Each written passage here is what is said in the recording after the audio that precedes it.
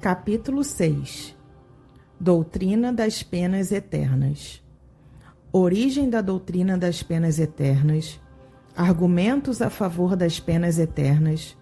Impossibilidade material das penas eternas. A doutrina das penas eternas fez sua época. Ezequiel contra a eternidade das penas e o pecado original. Origem da doutrina das penas eternas. 1. A crença na eternidade das penas perde terreno dia a dia, de modo que, sem ser profeta, pode prever-se-lhe o fim próximo. Tais e de tal ordem poderosos e peremptórios têm sido os argumentos a ela opostos, que nos parece quase supérfluo ocuparmos-nos de tal doutrina de hora em diante, deixando que por si mesma se extinga.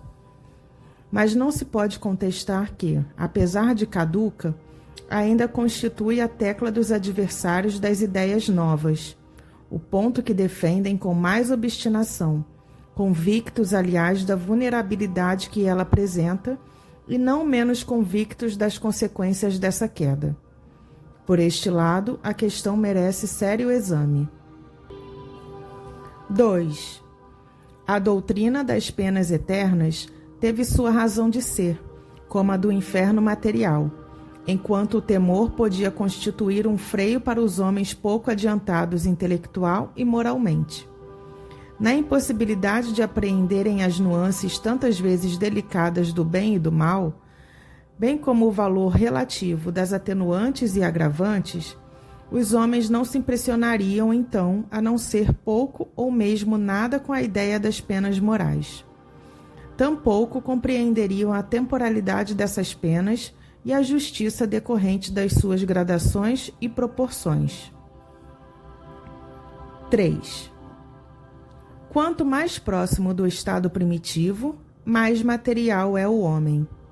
O senso moral é o que de mais tardio nele se desenvolve, razão pela qual também não pode fazer de Deus, dos seus atributos e da vida futura, senão uma ideia muito imperfeita e vaga.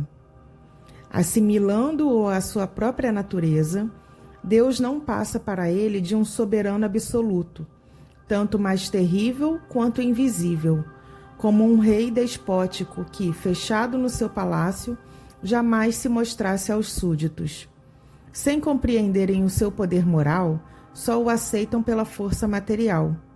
Não o veem senão armado com o raio ou no meio de coriscos e tempestades, semeando de passagem a destruição, a ruína, semelhantemente aos guerreiros invencíveis.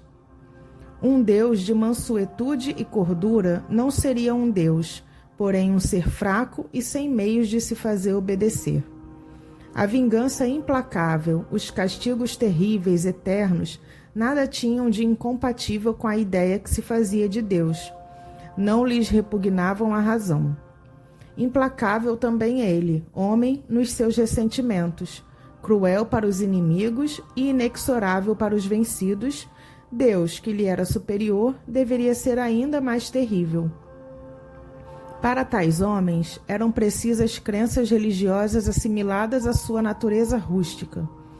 Uma religião toda espiritual, toda amor e caridade, não podia aliar-se à brutalidade dos costumes e das paixões. Não censuremos, pois, a Moisés sua legislação draconiana, apenas bastante para conter o povo indócil, nem o haver feito de Deus um Deus vingativo. A época assim o exigia, essa época em que a doutrina de Jesus não encontraria eco e até se anularia. 4. À medida que o espírito se desenvolvia, o véu material ia se lhe dissipando pouco a pouco, e os homens habilitavam-se a compreender as coisas espirituais. Mas isso não aconteceu senão lenta e gradualmente. Por ocasião de sua vinda, já Jesus pôde proclamar um Deus clemente, falando do seu reino, não deste mundo, e acrescentando: amai-vos uns aos outros e fazei bem aos que vos odeiam, ao passo que os antigos diziam: olho por olho, dente por dente. Ora, quais eram os homens que viviam no tempo de Jesus? Seriam almas novamente criadas e encarnadas? Mas se assim fosse, Deus teria criado para o tempo de Jesus almas mais adiantadas que para o tempo de Moisés? E daí, o que teria decorrido para estas últimas? Consumir-se-iam por toda a eternidade no embrutecimento? O mais comezinho bom senso repele essa suposição. Não, essas almas eram as mesmas que viviam sob o império das leis mosaicas e que tinham adquirido, em várias existências, o desenvolvimento suficiente à compreensão de uma doutrina mais elevada, assim como hoje mais adiantadas se encontram para receber um ensino ainda mais completo. 5.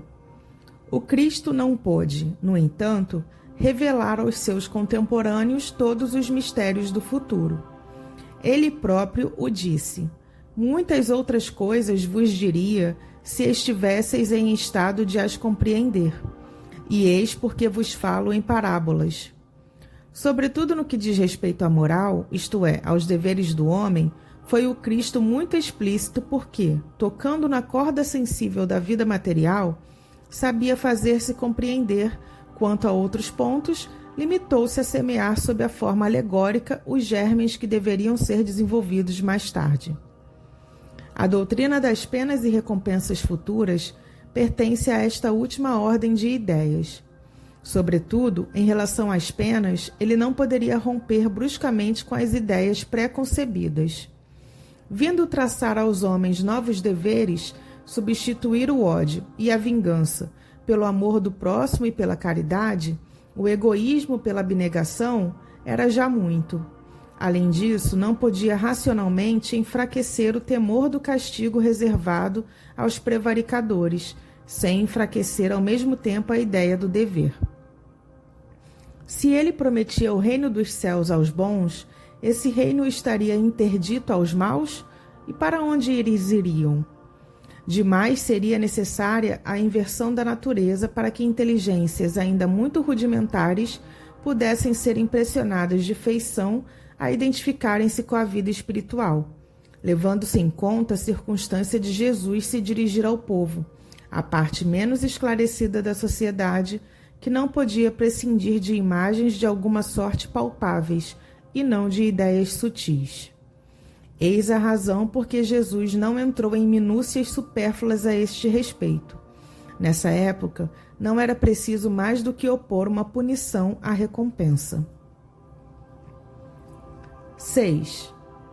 Se Jesus ameaçou os culpados com o fogo eterno, também os ameaçou de serem lançados na geena. Ora, o que vem a ser a geena? Nada mais, nada menos que um lugar nos arredores de Jerusalém, um monturo onde se despejavam as imundícies da cidade. Dever-se-ia interpretar isso também ao pé da letra? Entretanto, era uma dessas figuras enérgicas de que ele se servia para impressionar as massas. O mesmo se dá com o fogo eterno. E se tal não fora o seu pensar, ele estaria em contradição, exaltando a demência e misericórdia de Deus, pois demência e inexorabilidade são sentimentos antagônicos que se anulam. Desconhecer-se-ia, pois, o sentido das palavras de Jesus, atribuindo-lhes a sanção do dogma das penas eternas, quando todo o seu ensino proclamou a mansidão do Criador, a sua benignidade. No Pai Nosso, Jesus nos ensina a dizer: perdoai-nos, Senhor, as nossas faltas, assim como nós perdoamos aos nossos devedores. Pois, se o culpado não devesse esperar algum perdão, inútil seria pedi-lo. Esse perdão é, porém, incondicional? É uma remissão pura e simples da pena em que se incorre? Não. A medida desse perdão subordina-se ao modo pelo qual se haja perdoado, o que equivale dizer que não seremos perdoados desde que não perdoemos. Deus, fazendo do esquecimento das ofensas uma condição absoluta, não podia exigir do homem fraco o que ele, onipotente, não fizesse.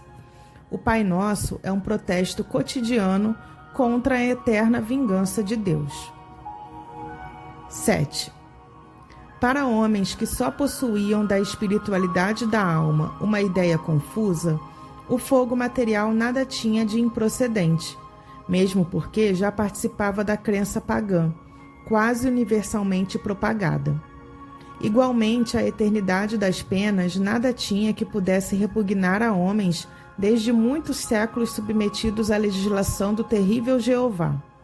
No pensamento de Jesus, o fogo eterno não podia passar, portanto, de simples figura, pouco lhe importando fosse essa figura interpretada à letra, desde que ela servisse de freio às paixões humanas. Sabia ele, ao demais, que o tempo e o progresso se incumbiriam de explicar o sentido alegórico, mesmo porque, segundo a sua predição, o Espírito de verdade viria esclarecer aos homens todas as coisas. O caráter essencial das penas irrevogáveis é a ineficácia do arrependimento, e Jesus nunca disse que o arrependimento não mereceria a graça do Pai. Ao contrário, sempre que se lhe deparou ensejo, ele falou de um Deus clemente, misericordioso, solícito em receber o filho pródigo que voltasse ao lar paterno. Inflexível, sim, para o pecador obstinado, porém pronto sempre a trocar o castigo pelo perdão do culpado, sinceramente arrependido. Este não é, por certo, o traço de um Deus sem piedade. Também convém assinalar que Jesus nunca pronunciou contra quem quer que fosse, mesmo contra os maiores culpados, a condenação irremissível. 8. Todas as religiões primitivas, revestindo o caráter dos povos, tiveram deuses guerreiros que combatiam à frente dos exércitos. O Jeová dos hebreus facultava-lhes 1000 modos de exterminar os inimigos, recompensava-os com a vitória ou punia-os com a derrota. Tal ideia a respeito de Deus levava a honrá-lo ou apaziguá-lo com sangue de animais ou de homens, e daí os sacrifícios sangrentos que representavam um papel tão saliente em todas as religiões da antiguidade. Os judeus tinham abolido os sacrifícios humanos. Os cristãos, apesar dos ensinamentos do Cristo, por muito tempo julgaram honrar o Criador, votando aos milhares, às chamas e às torturas, os que denominavam hereges, o que constituía, sob outra forma, verdadeiros sacrifícios humanos, pois que os promoviam para a maior glória de Deus e com acompanhamento de cerimônias religiosas. Hoje ainda invocam o Deus dos exércitos antes do combate, glorificam-no após a vitória, e quantas vezes por causas injustas e anticristãs. 9. Quão tardo é o homem em desfazer-se dos seus hábitos, prejuízos e primitivas ideias. 40 séculos nos separam de Moisés, e a nossa geração cristã ainda vê traços de antigos usos bárbaros, se não consagrados, ao menos aprovados pela religião atual. Foi preciso a poderosa opinião dos não-ortodoxos para acabar com as fogueiras e fazer compreender a verdadeira grandeza de Deus. Mas, à falta de fogueiras, prevalecem ainda as perseguições materiais e morais. Tão radicada está no homem a ideia da crueldade divina.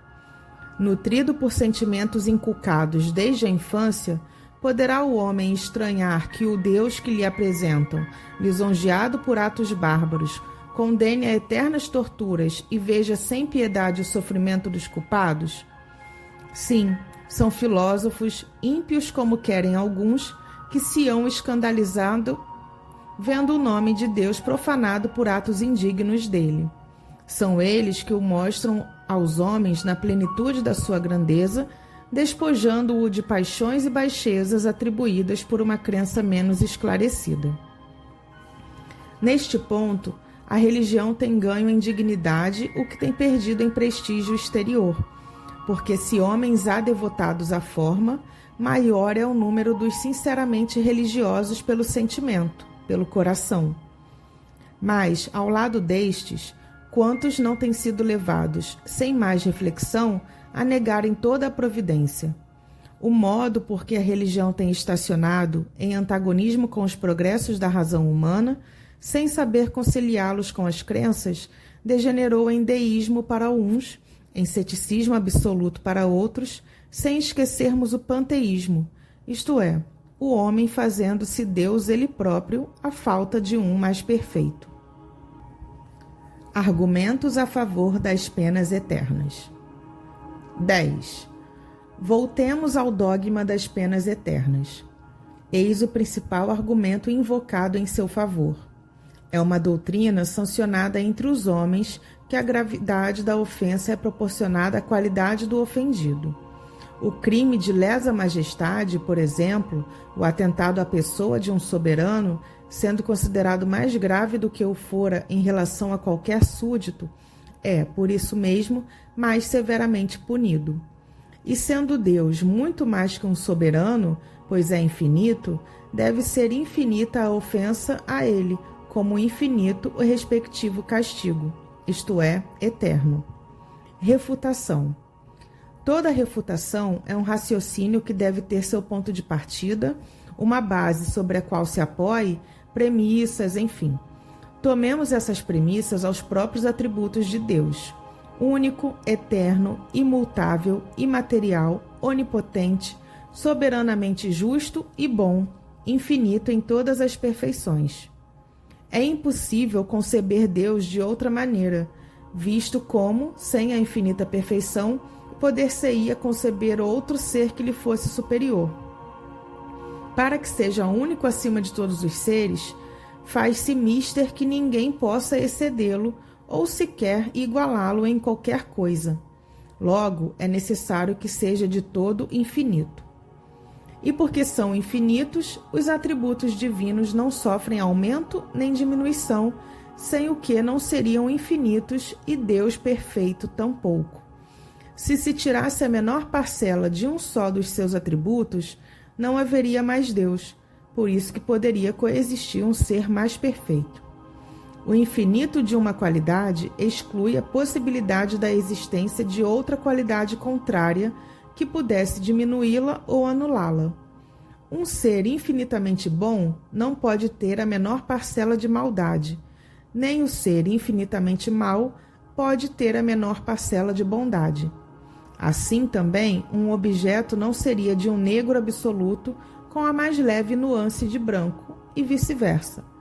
Estabelecido este ponto de partida, oporemos aos argumentos supra os seguintes. 11. Só um ser infinito pode fazer algo de infinito. O homem, finito nas virtudes, nos conhecimentos, no poderio, nas aptidões e na existência terrestre, não pode produzir senão coisas limitadas. Se o homem pudesse ser infinito no mal que faz, sê-lo-ia igualmente no bem, igualando-se então a Deus. Mas se o homem fosse infinito no bem, não praticaria o mal, pois o bem absoluto é a exclusão de todo o mal. Admitindo-se que uma ofensa temporária à divindade pudesse ser infinita, Deus, vingando-se por um castigo infinito, seria logo infinitamente vingativo. E sendo Deus infinitamente vingativo, não pode ser infinitamente bom e misericordioso, visto como um destes atributos exclui o outro. Se não for infinitamente bom, não é perfeito, e não sendo perfeito, deixa de ser Deus. Se Deus é inexorável para o culpado que se arrepende, não é misericordioso, e se não é misericordioso, deixa de ser infinitamente bom. E por que daria Deus aos homens uma lei de perdão se ele próprio não perdoasse? Resultaria daí que o homem que perdoa os seus inimigos e lhes retribui o mal com o bem seria melhor que Deus, surdo ao arrependimento dos que o ofendem, negando-lhes por todo o sempre o mais ligeiro carinho. Achando-se em toda parte e tudo vendo, Deus deve ver também as torturas dos condenados, e se ele se conserva insensível aos gemidos por toda a eternidade, será eternamente impiedoso. Ora, sem piedade não há bondade infinita. 12. A isto se responde que o pecador arrependido, antes da morte, tem a misericórdia de Deus, e que mesmo o maior culpado pode receber essa graça. Quanto a isto, não há dúvida, e compreende-se que Deus só perdoe ao arrependido, mantendo-se inflexível para com os obstinados. Mas se ele é todo misericordioso para a alma arrependida antes da morte, por que deixará de o ser para quem se arrepende depois dela? Por que a eficácia do arrependimento só durante a vida, um breve instante, e não na eternidade que não tem fim? Circunscritas a um dado tempo, a bondade e misericórdia divinas teriam limites, e Deus não seria infinitamente bom. 13. Deus é soberanamente justo. A soberana justiça não é inexorável absolutamente, nem leva a complacência ao ponto de deixar impunes todas as faltas. Ao contrário, pondera rigorosamente o bem e o mal, recompensando um e punindo o outro equitativa e proporcionalmente, sem se enganar jamais na aplicação. Se por uma falta passageira, resultante sempre da natureza imperfeita do homem, e muitas vezes do meio em que vive, a alma pode ser castigada eternamente sem esperança de clemência ou de perdão, não há proporção entre a falta e o castigo, não há justiça. Reconciliando-se com Deus, arrependendo-se e pedindo para reparar o mal praticado, o culpado deve subsistir para o bem, para os bons sentimentos. Mas, se o castigo é irrevogável, esta subsistência para o bem não frutifica, e um bem não considerado significa injustiça.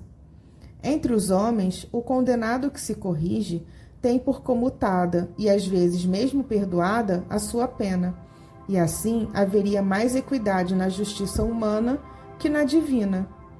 Se a pena é irrevogável, inútil será o arrependimento, e o culpado, nada tendo a esperar de sua correção, persiste no mal, de modo que Deus não só o condena a sofrer perpetualmente, mas ainda a permanecer no mal por toda a eternidade. Nisso não há bondade nem justiça. 14.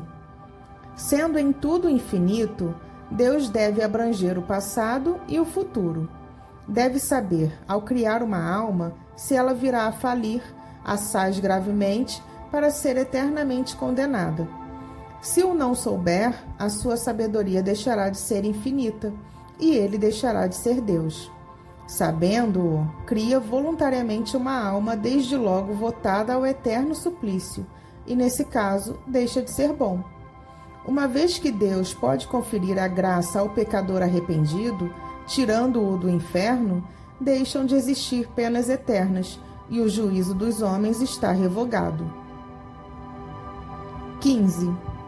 Consequentemente, a doutrina das penas eternas absolutas conduz à negação, ou, pelo menos, ao enfraquecimento de alguns atributos de Deus, sendo incompatível com a perfeição absoluta, de onde resulta este dilema: ou Deus é perfeito e não há penas eternas, ou há penas eternas e Deus não é perfeito. 16. Também se invoca, a favor do dogma da eternidade das penas, o seguinte argumento: a recompensa conferida aos bons, sendo eterna, deve ter por corolário a eterna punição. Justo é proporcionar a punição à recompensa. Refutação: Deus criou as almas para fazê-las felizes ou desgraçadas? Evidentemente, a felicidade da criatura deve ser o fito do Criador, ou ele não seria bom. Ela atinge a felicidade pelo próprio mérito, que, adquirido, não mais o perde. O contrário seria a sua degeneração. A felicidade eterna é, pois, a consequência da sua imortalidade. Antes, porém, de chegar à perfeição, tem lutas a sustentar, combates a travar com as más paixões. Não tendo sido criada perfeita, mais suscetível de o ser, a fim de que tenha o mérito de suas obras, a alma pode cair em faltas, que são consequentes à sua natural fraqueza. E se por esta fraqueza for eternamente punida, era caso de perguntar por que não a criou Deus mais forte. A punição é, antes, uma advertência do mal já praticado, devendo ter por fim reconduzi-la ao bom caminho. Se a pena fosse remissível, o desejo de melhorar seria supérfluo, nem o fim da criação seria alcançado, porquanto haveria seres predestinados à felicidade ou à desgraça. Se uma alma se arrepende, pode regenerar-se, e podendo regenerar-se, pode aspirar à felicidade. E Deus seria justo se lhe recusasse os respectivos meios? Sendo o bem o fim supremo da criação, a felicidade, que é o seu prêmio, deve ser eterna, e o castigo, como meio de alcançá-la, temporário.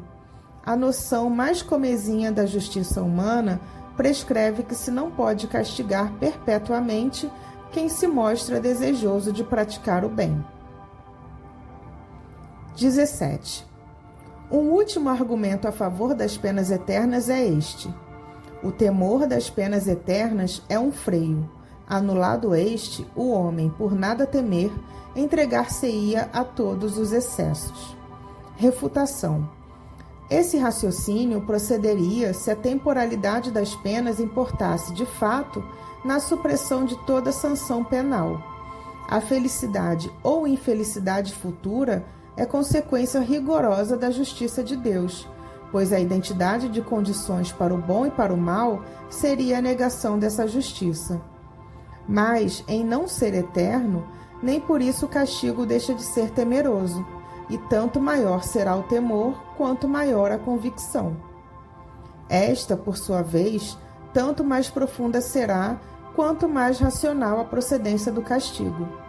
Uma penalidade em que se não crê não pode ser um freio, e a eternidade das penas está nesse caso. A crença nessa penalidade, já o afirmamos, teve a sua utilidade, a sua razão de ser em dada época. Hoje, não somente deixa de impressionar os ânimos, mas até produz descrentes. Antes de a preconizar como necessidade, fora mister demonstrar a sua realidade. Seria preciso, além disso, observar a sua eficácia junto àqueles que a preconizam e se esforçam por demonstrá-la. E, desgraçadamente, entre esses, muitos provam pelos atos que nada temem das penas eternas. Assim, impotentes para reprimir os próprios profitentes, que império poderá exercer sobre os descrentes e refratários? Impossibilidade material das penas eternas. 18. Até aqui, só temos combatido o dogma das penas eternas com o raciocínio. Demonstremo-lo agora em contradição com os fatos positivos que observamos, provando-lhe a impossibilidade. Por este dogma, a sorte das almas, irrevogavelmente fixada depois da morte, é, como tal, um travão definitivo aplicado ao progresso. Ora, a alma progride ou não? Eis a questão. Se progride, a eternidade das penas é impossível. E poder-se-á duvidar desse progresso, vendo a variedade enorme de aptidões morais e intelectuais existentes sobre a terra, desde o selvagem ao homem civilizado, aferindo a diferença apresentada por um povo de um a outro século? Se se admite não ser das mesmas almas, é força admitir que Deus criou almas em todos os graus de adiantamento, segundo os tempos e lugares, favorecendo umas e destinando outras à perpétua inferioridade, o que seria incompatível com a justiça, que, aliás, deve ser igual para todas as criaturas. 19. É incontestável que a alma atrasada moral e intelectualmente, como a dos povos bárbaros, não pode ter os mesmos elementos de felicidade, as mesmas aptidões para gozar dos esplendores do infinito, como a alma cujas faculdades estão largamente desenvolvidas. Se, portanto, estas almas não progredirem, não podem, em condições mais favoráveis, gozar na eternidade, senão de uma felicidade, por assim dizer, negativa. Para estar de acordo com a rigorosa justiça, chegaremos, pois, à conclusão de que as almas mais adiantadas são as atrasadas de outro tempo, com progressos posteriormente realizados. Mas aqui atingimos a questão magna da pluralidade das existências, como meio único e racional de resolver a dificuldade. Façamos abstração, porém, dessa questão e consideremos a alma sob o ponto de vista de uma única existência. 20. Figuremos um rapaz de 20 anos, desses que comumente se encontram ignorante, viciado por índole, cético, negando sua alma e a Deus, entregue à desordem e cometendo toda sorte de malvadeza. Esse rapaz encontra-se depois num meio favorável, melhor, trabalha, instrui-se, corrige-se gradualmente e acaba por tornar-se crente e piedoso. Eis aí um exemplo palpável do progresso da alma durante a vida, exemplo que se reproduz todos os dias. Esse homem morre em avançada idade, como um santo, e naturalmente certa se lhe torna a salvação. Mas qual seria a sua sorte se um acidente lhe pusesse termo à existência 30 ou 40 anos mais cedo? Ele estava nas condições exigidas para ser condenado, e, se o fosse, todo o progresso se lhe tornaria impossível. E assim, segundo a doutrina das penas eternas, teremos um homem salvo somente pela circunstância de viver mais tempo. Circunstância, aliás, fragilíssima, uma vez que um acidente qualquer poderia tê-la anulado fortuitamente. Desde que sua alma pôde progredir em um tempo dado, por que razão não mais poderia progredir depois da morte, se uma causa alheia à sua vontade a tivesse impedido de fazê-lo durante a vida? Por que lhe recusaria Deus os meios de regenerar-se na outra vida, concedendo-lhes nesta? Neste caso, o arrependimento veio, posto que tardio. Mas se desde o momento da morte se impusesse irrevogável condenação, esse arrependimento seria infrutífero por todo o sempre, como destruídas seriam as aptidões dessa alma para o progresso, para o bem. 21. O dogma da eternidade absoluta das penas é, portanto, incompatível com o progresso das almas, ao qual opõe uma barreira insuperável. Esses dois princípios destroem-se e a condição indeclinável da existência de um é o aniquilamento do outro. Qual dos dois existe de fato? A lei do progresso é evidente. Não é uma teoria, é um fato corroborado pela experiência.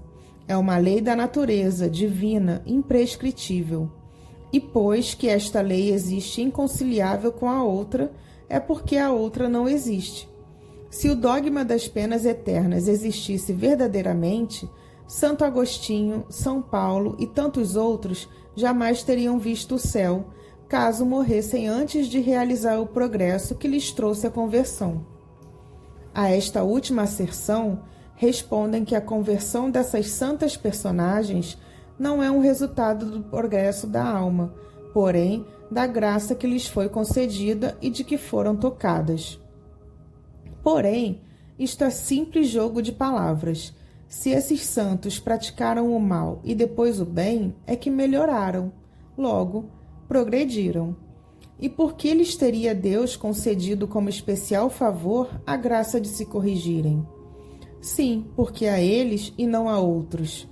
Sempre a doutrina dos privilégios, incompatível com a justiça de Deus e com seu igual amor por todas as criaturas. Segundo a doutrina espírita, de acordo mesmo com as palavras do Evangelho, com a lógica e com a mais rigorosa justiça, o homem é o filho de suas obras, durante esta vida e depois da morte, nada devendo ao favoritismo. Deus o recompensa pelos esforços e pune pela negligência, isto por tanto tempo quanto nela persistir. A doutrina das penas eternas fez sua época. 22. A crença na eternidade das penas prevaleceu salutarmente enquanto os homens não tiveram ao seu alcance a compreensão do poder moral. É o que sucede com as crianças durante certo tempo, contidas pela ameaça de seres quiméricos com os quais são intimidadas. Chegadas ao período do raciocínio, repelem por si mesmas essas quimeras da infância, tornando-se absurdo o querer governá-las por tais meios. Se os que as dirigem pretendessem incutir-lhes ainda a veracidade de tais fábulas, certo decairiam da sua confiança. É isso que se dá hoje com a humanidade, saindo da infância e abandonando, por assim dizer, os coeiros. O homem não é mais passivo instrumento vergado à força material, nem o ente crédulo de outrora que tudo aceitava de olhos fechados. 23. A crença é um ato de entendimento que, por isso mesmo, não pode ser imposta. Se, durante certo período da humanidade, o dogma da eternidade das penas se manteve inofensivo e benéfico mesmo, chegou o momento de tornar-se perigoso. Imposto como verdade absoluta quando a razão o repele, ou o homem quer acreditar e procura uma crença mais racional, afastando dos que o professam, ou então descrê absolutamente de tudo. Quem quer que estude o assunto calmamente, verá que, em nossos dias, o dogma da eternidade das penas tem feito mais ateus e materialista do que todos os filósofos. As ideias seguem um curso incessantemente progressivo, e absurdo é querer governar os homens desviando-os desse curso. Pretender contê-los, retroceder ou simplesmente parar enquanto ele avança é condenar-se, é perder-se. Seguir ou deixar de seguir essa evolução é uma questão de vida ou de morte, para as religiões como para os governos. Este fatalismo é um bem ou um mal? Para os que vivem do passado, vendo-o aniquilar-se, será um mal. Mas para os que vivem pelo futuro, é uma lei do progresso, de Deus em suma. E contra uma lei de Deus é inútil toda revolta, impossível a luta. Para que, pois, sustentar a todo o transe uma crença que se dissolve em um desuso, fazendo mais danos que benefícios à religião? Contrista dizê-lo, mas uma questão material domina aqui a questão religiosa. Esta crença tem sido grandemente explorada pela ideia de que, com dinheiro, se abrem as portas do céu, livrando das do inferno. As quantias por estes meios arrecadadas, outrora e ainda hoje, são incalculáveis e verdadeiramente fabuloso o imposto prévio pago ao temor da eternidade. E sendo facultativo tal imposto, a renda é sempre proporcional à crença. Extinta esta, improdutivo será aquele. De bom grado, cede a criança o bolo a quem lhe promete afugentar o lobisomem, mas se a criança já não acreditar em lobisomens, guardará o bolo. 24. A nova revelação, dando noções mais sensatas da vida futura e provando que podemos, cada um de nós, promover a felicidade pelas próprias obras, deve encontrar tremenda oposição, tanto mais viva por estancar uma das mais rendosas fontes de receita. E assim tem sido, sempre que uma nova descoberta ou um invento abala costumes inveterados e pré-estabelecidos. Quem vive de velhos e custosos processos jamais deixa de preconizar-lhes a superioridade e excelência e de desacreditar os novos, mais econômicos.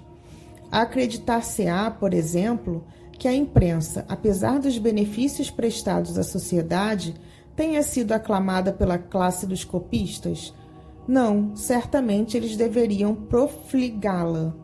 O mesmo se tem dado em relação a maquinismos, caminho de ferro e centenares de outras descobertas e aplicações.